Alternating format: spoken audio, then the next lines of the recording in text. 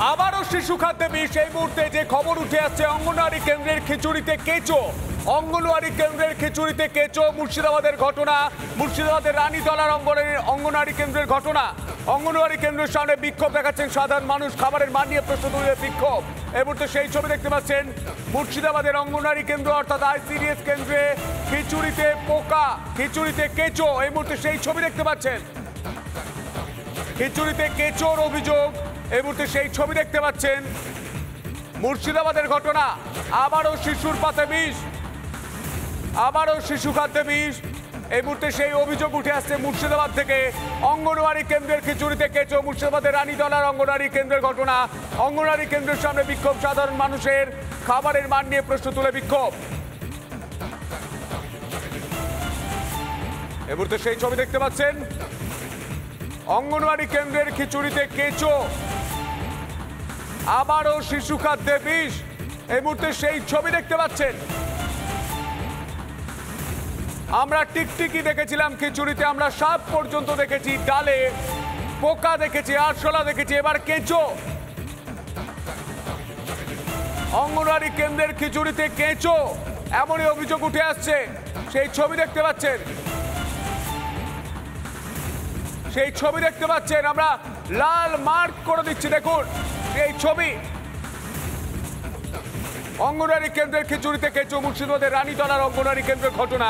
অঙ্গনওয়াড়ি কেন্দ্রের সামনে বিক্ষোভ, খাবারের মান নিয়ে প্রশ্ন তুলে বিক্ষোভ। এই মুহূর্তে সেই ছবি দেখতে পাচ্ছেন। রিপাবলিক বাংলায় লাল মার্ক করে দিচ্ছি আমরা, সেই ছবি দেখতে পাচ্ছেন। মিড ডে মিলের খিচুড়িতে বারবার সাপ, ইঁদুর, টিকটিকি, এবার কেঁচো। সাপ, ইঁদুর, টিকটিকি আর শোনার পর এবার কেঁচো। এই মুহূর্তে সেই ছবি।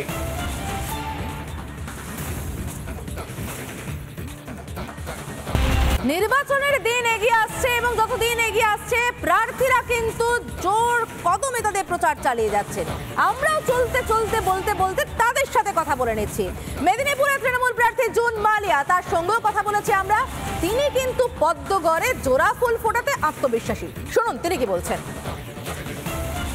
হাতে গোনা আর দিন কয়েক বাদেই লোকসভা নির্বাচন। এখনো পর্যন্ত প্রার্থীরা তারা কিন্তু রাস্তায় আছেন এবং আমার সাথে এই মুহূর্তে রয়েছে তৃণমূল প্রার্থী জুন মালিয়া।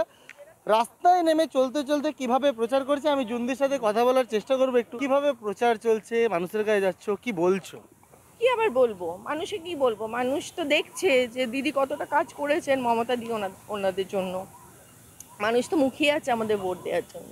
যদি খড়গপুর শহর, এই মুহূর্তে তুমি খড়গপুর শহরে রয়েছো, এখানে একটা বড় অংশ তেলেগু ভোট প্লাস বিভিন্ন ভাষাভাষীর মানুষের বাস, কতটা মন জয় করতে পারবে? কারণ এর আগে খড়গপুর থেকে লিড ছিল বিজেপি, দিলীপ ঘোষ।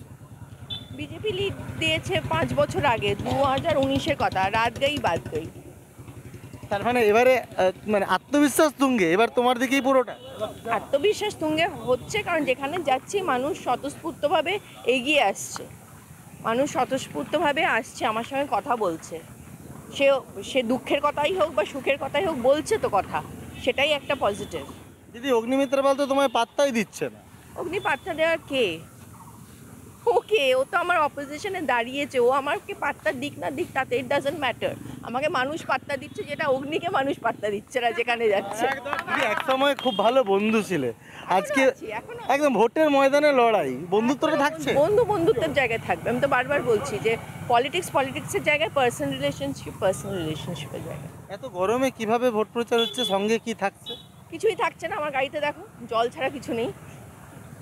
দলীয় কর্মীদের উদ্দেশ্যে কি বার্তা দেবে, যেখানে তৃণমূলের গোষ্ঠী কোন্দল নিয়ে অনেক কথা হয়? কি বার্তা দেব যে এই মুহূর্তে আমাদের পক্ষে মানুষ মুখিয়ে আছে ভোট দেওয়ার জন্য। আমাদের শুধু কাজটা করতে হবে, 2 মাস আমাদের প্রচারটা সুন্দরভাবে করতে হবে এবং let it be a free and fair vote. এই চ্যালেঞ্জটা আমি ছুড়ে দিলাম সবাইকে। শেষ প্রশ্ন, সাড়া পাচ্ছ মানুষের মধ্যে? অফকোর্স পাচ্ছি। তুমি বারবার একই প্রশ্ন করে যাচ্ছ, ভাইটি আমার কেন? হ্যাঁ, 21 থেকে একই প্রশ্ন করে যাচ্ছ। হ্যাঁ, জয়ের ব্যাপারে আত্মবিশ্বাসী জুন মালিয়া এবং অবশ্যই জোর কদমে চলছে প্রচার। ঠিক কীভাবে প্রচার হচ্ছে তা কিন্তু রিপাবলিকের মুখোমুখি হয়ে পরিষ্কার করলেন জুন মালিয়া। এবার ভোটের লড়াইয়ে শেষ হাসি কে হাসে তা দেখতে গ্রাউন্ড জিরো থেকে নজর রাখবে রিপাবলিক বাংলা। খড়গপুর থেকে ক্যামেরা পার্সন মৃন্ময়ের সঙ্গে সুদীপ্ত, রিপাবলিক বাংলা। এই মুহূর্তে আরামবাগের দিকে নজর রাখতে হচ্ছে। গোষ্ঠী কোন্দল ও দলাদলিতে জেরবার তৃণমূল। হাত জোর করে কোন্দল না করার অনুরোধ করছেন। কে করছেন? আরামবাগের তৃণমূল প্রার্থী মিতালি বাগ অনুরোধ করছেন। আরামবাগের তৃণমূল প্রার্থী মিতালি বাগ যে আপনারা কোন্দল করবেন না। ভোটে কাঁটা কি দলাদলি? গোষ্ঠী কোন্দলে ভয় পাচ্ছে তৃণমূল, ভয় পাচ্ছে মিতালি বাগ। কি বলছেন মিতালি বাগ, শুনবো। আমি জানি না কতটা সেটা সফল হতে পারে। মানুষ যেটুকু ভালোবাসা দেয় সেটুকু ভালোবাসার পথকে পাথেয় করে নিয়ে আমি এগিয়ে যাই। জানি না দিদি কেন আমাকে পছন্দ করেছে। আমি বারবার হাত জোড় করে অনুরোধ করব, আপনাদের সামনে সব বলেছেন, আমি ওনাদের মতো সুবক্তা নই। আর মাঠে ঘাটে চাষে ঘাটা মেয়ে তো হয়তো গুরুত্বটা আমার খুব কম। দিদি হয়তো ভেবেছেন গুরুত্ব কম নয়, আপনাদের মতো মানুষের কাছে পাঠাচ্ছে। আমি জানি না কতটা সেটা সফল হতে পারবো। তো আমি বলি মিতালি বাগ কেন, দলাদলি নয়, রাজনীতি নয়, মানুষ যেটুকু।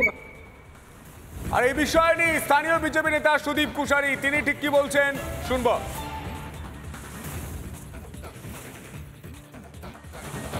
হাত জড়ো করে বলছেন হয়তো অনেকেরই টিকিট পাওয়ার ইচ্ছে ছিল, কারণ কার টিকিট পাওয়ার ইচ্ছে ছিল কি ছিল সেগুলো আমরা জানি না। তবে উনি আজকের দিনে হতাশাগ্রস্ত, ওনার বক্তব্যের মধ্যে দিয়ে সেটা প্রমাণিত হচ্ছে বারবার। উনি রাস্তায় নামছেন, লোক হচ্ছে না, মানুষ প্রত্যাখ্যান করছে। তো তৃণমূলের দুর্নীতি আজকের দিনে মানুষের মুখে মুখে ঘুরছে, বাড়িতে বাড়িতে ঘুরছে। স্বাভাবিকভাবে প্রতিটা মানুষ তৃণমূলের দ্বারা অত্যাচারিত, নির্যাতিত। মানুষ প্রত্যাখ্যান করছে, হতাশাগ্রস্ত হয়ে আজকে হাত জড়ো করে মানুষের কাছে ক্ষমা চাইতে হচ্ছে। আর তৃণমূলের গোষ্ঠীদ্বন্দ্বর কথা সেটা আমরা কেন বলবো, উনি তো নিজেই সেখানে বলছেন। টিকিটের কথা উনি নিজেই বলছেন, অতএব ওইটা ওদের ব্যাপার। আমি এটুকু বলতে পারি, মানুষ তৃণমূলকে প্রত্যাখ্যান করেছে, সেটা উনি উপলব্ধি করতে পেরেছেন।